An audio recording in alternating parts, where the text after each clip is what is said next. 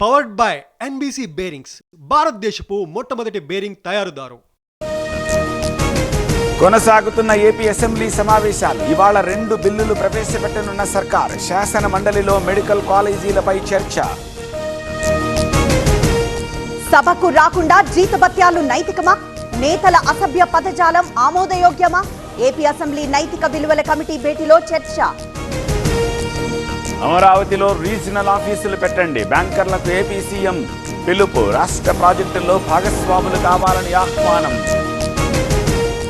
Party ముఖ్యులతో ఇవాళ YS Jagan భేటీ. హాజరు కానున్న కోఆర్డినేటర్లు, జిల్లా ఇన్ఛార్జ్లు. మెడికల్ కాలేజీల ప్రైవేటీకరణ, రాజకీయ పరిణామాలపై చర్చ. కృష్ణా ట్రైబ్యునల్ ముందు తెలంగాణ వాదనలు. కృష్ణా జలాల్లో న్యాయమైన వాటా సాధిస్తాం. తెలంగాణ హక్కులే ముఖ్యమన్న ఉత్తమ్. గ్రూప్ 1 అపీల్ పై నేడు తెలంగాణ హైకోర్టులో విచారణ. సింగిల్ బెంచ్ తీర్పును సవాలు చేసిన టీజీపీఎస్సీ. జనరల్ ర్యాంకింగ్ లిస్ట్ రద్దు చేసిన బెంచ్.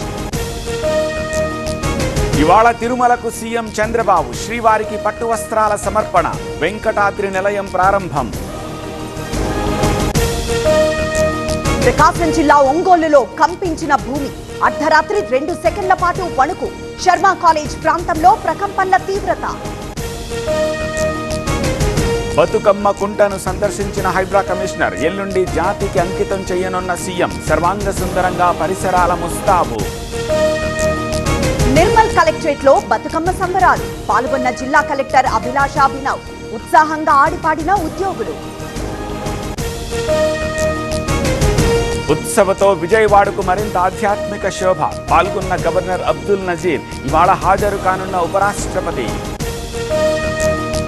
తెలుగు రాష్ట్రాల్లో వైభవంగా శరన్నవరాత్రులు. అన్నపూర్ణాదేవి అలంకారంలో అమ్మవారి దర్శనం.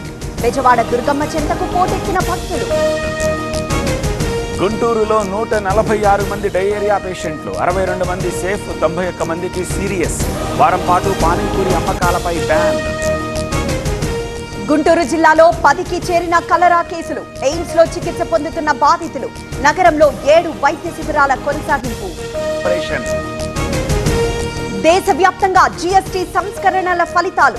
ఒక్కరోజే 30,000 కార్లమ్మిన మారుతి సుజుకి. కంపెనీ చరిత్రలో ఇదే అత్యధికమని ప్రకటన. బంగాళాఖాతంలో కొనసాగుతున్న అల్పపీడనం. రేపు మరో అల్పపీడనం ఏర్పడే అవకాశం. తెలుగు రాష్ట్రాల్లో 6 రోజులు వాన తప్పదన్న ఐఎండీ.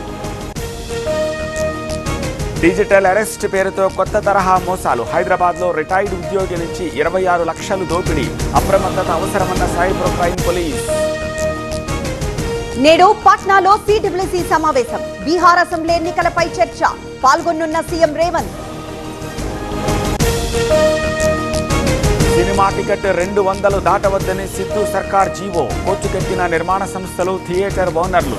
ప్రభుత్వ నిర్ణయంపై కర్ణాటక హైకోర్టు స్టే. కోల్కతాలో కొనసాగుతున్న వరద విలయం. ఎడతెరిపి లేని వర్షానికి 30 విమానాలు రద్దు. రాష్ట్ర వ్యాప్తంగా కరెంట్ షాక్ తో 9 మంది మృతి. పవర్డ్ బై ఎన్బీసీ బేరింగ్స్, భారతదేశపు మొట్టమొదటి బేరింగ్ తయారుదారు.